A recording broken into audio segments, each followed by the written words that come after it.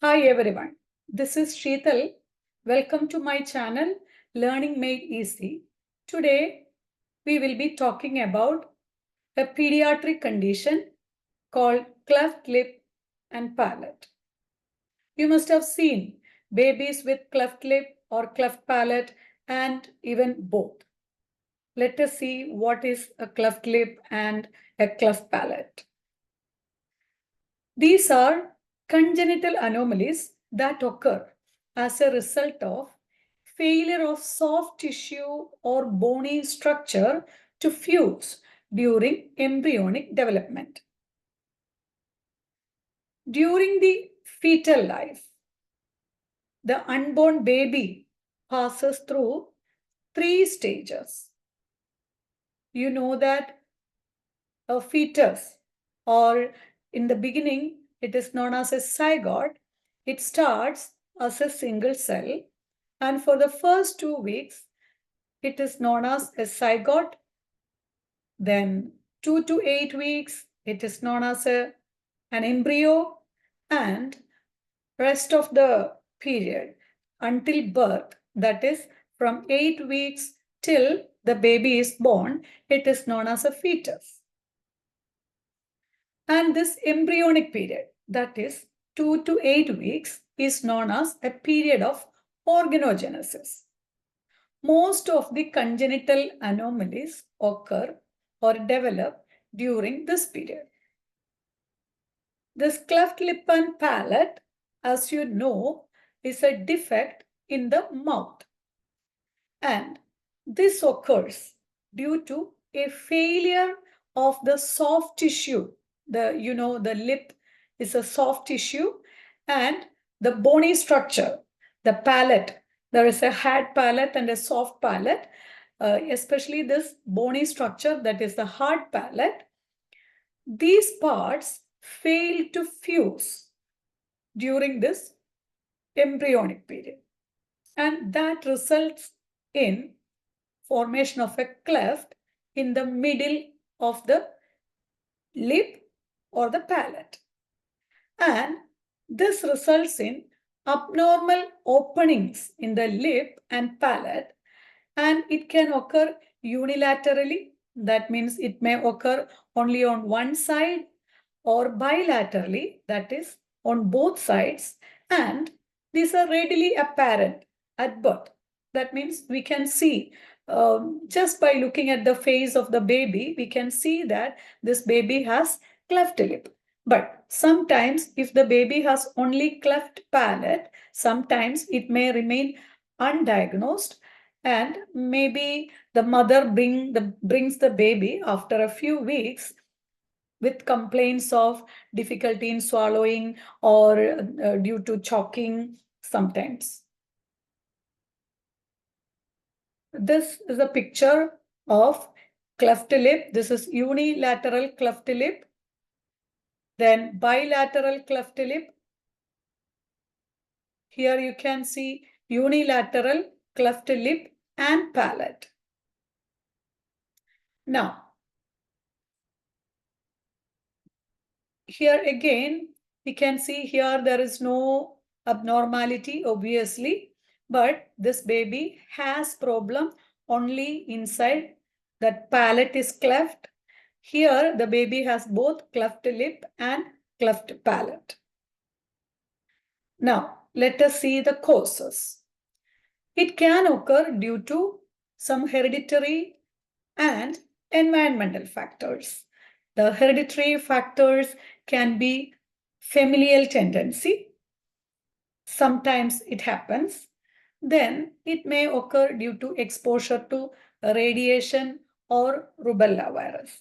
You must have heard of rubella virus, which causes a lot of congenital anomalies if it affects the mother, and that can be transmitted to the baby also.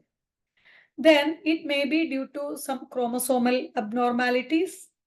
Then it can also occur due to teratogenic factors. What do you mean by teratogenic factors? A teratogen is anything which causes an abnormality or some harm to a newborn or an unborn baby is known as a teratogen. Teratogenic factors such as benzodiazepines, phenytoin, these are drugs, and even smoking of the mother, or even passive smoking can cause such congenital anomalies.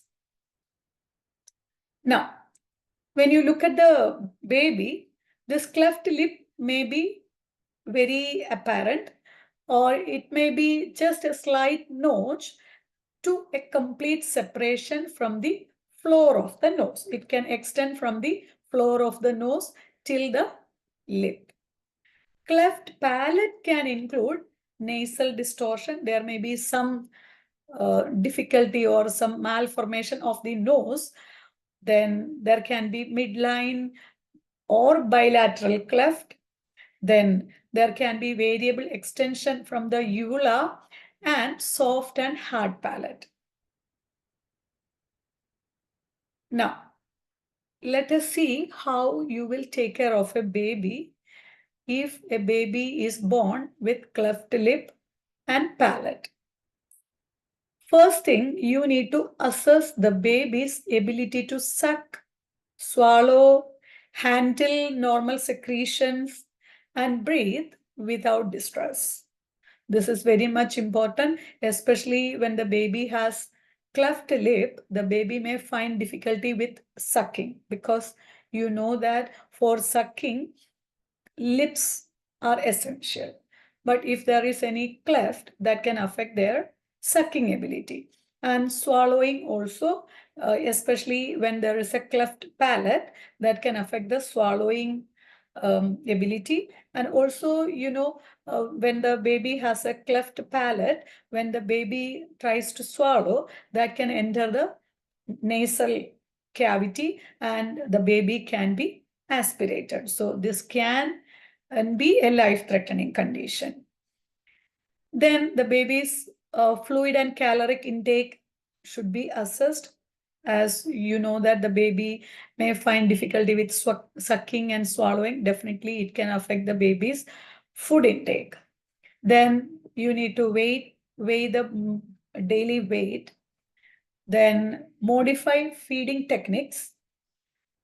We need to plan to use some specialized feeding techniques, obturators, and special nipples and feeders. You must have seen some long-teated nipples to feed the baby with cleft lip and palate also. Then hold the baby in an upright position and direct the formula to the side and back of the mouth to prevent aspiration. Then you should feed the baby small amounts gradually and burp the baby frequently. And always keep a suction equipment and a bulb syringe at the bedside. Teach the parents special feeding or suctioning techniques, because at any time the baby can aspirate, and the mothers or the parents should be aware of the suctioning techniques and they should not be panic. It is very much important. And another thing is ESSR. This you can remember with the feeding of a newborn baby with the cleft lip and palate. So this stands for enlarge the nipple, stimulate the sucking reflex, swallow, and rest. So when the baby starts sucking and swallowing, in between you need to give rest to allow the infant to finish swallowing what has been placed in the mouth. Then you can continue feeding of the baby. Encourage parents to express their feelings about the disorder. So it may be a very distressing situation for the parents and even for the grandparents or other family members. So this is very much important for the nurse to make the parents express their feelings. And please assure them that this can be a condition. This is a condition which can be corrected.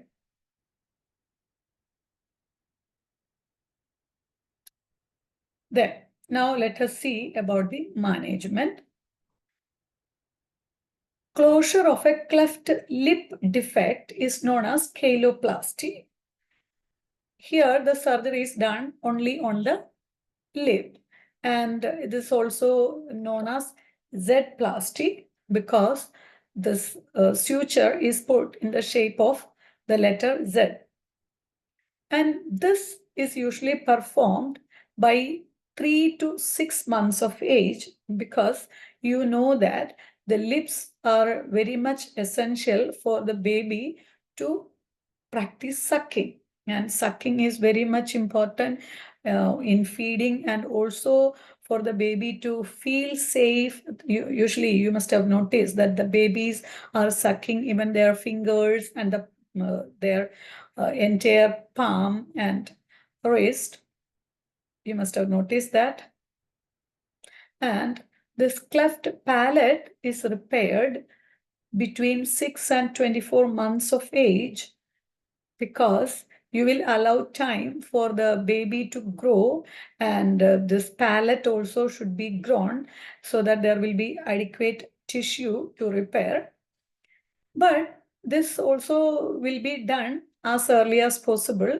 So because you know this palate is necessary for the baby to start speaking. And also if the cleft palate remains there, that can affect the dental growth. Then, post-operative interventions. Especially, first thing we can see after the cleft lip repair, provide lip protection. There will be a metal appliance or adhesive strips taped securely to the cheeks to prevent trauma to the suture line. It is important to avoid positioning the infant on the side of the repair or in the prone position because these positions can cause rubbing of the surgical site on the mattress. So you should keep the baby on back upright position to prevent airway obstruction by secretion, blood, or the tongue.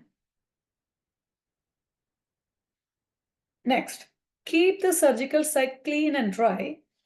After feeding, gently cleanse the suture line of formula or serosanguinous drainage with a solution such as normal saline or as designated by the agency procedure. It is very important to keep the surgical area clean and dry because there is a very high chance for development of infection. Then apply antibiotic ointment to the site as prescribed. Then another important thing, elbow restraints should be used to prevent the infant from injuring or traumatizing the surgical site. Here, you know, this is an infant, and infant is in an oral stage. That means they are very much eager to suck their fingers, and so that can cause damage to the surgical site. So that is why we need to keep elbow restraints on place so that the baby will not fold her arm and suck the fingers. Monitor for signs and symptoms of infection at the surgical site. Just watch for any redness or pain or swelling, etc. Then, regarding cleft palate repair, feedings are resumed by bottle, breast, or cup per surgeon preference. Some surgeons prescribe the use of an asepto syringe for feeding or a soft cup such as a sippy cup. Here, our purpose is to safeguard the incision area. Oral packing may be secured to the palate, and this is usually removed in 2 to 3 days. Do not allow the child to brush his or her teeth. Here, the baby is a little older, maybe from 6 to 24 months. And if it is above 1 year, definitely the baby may have at least two to four teeth. But here, the baby should not brush his or her teeth. Instruct the parents to avoid offering hard food items to the child, such as toast or cookies, because even this can damage the surgical area. Soft elbow or jacket restraints may be used to keep the child from touching the repair site. Remove restraints at least every 2 hours to assess skin integrity and circulation and to allow for exercising the arms.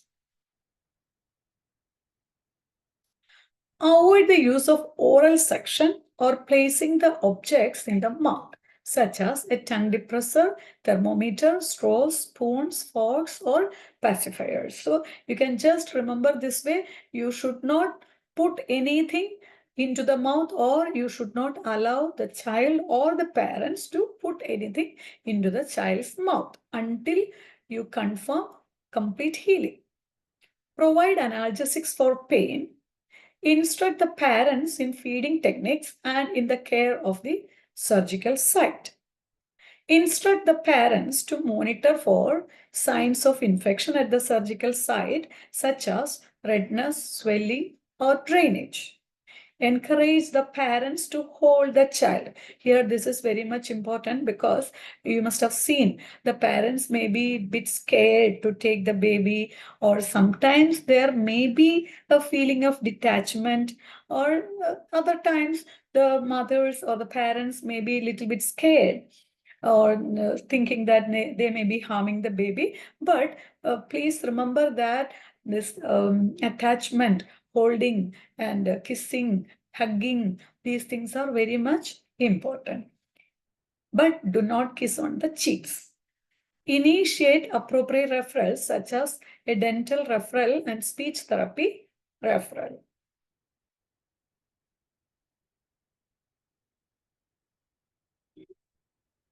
Thank you.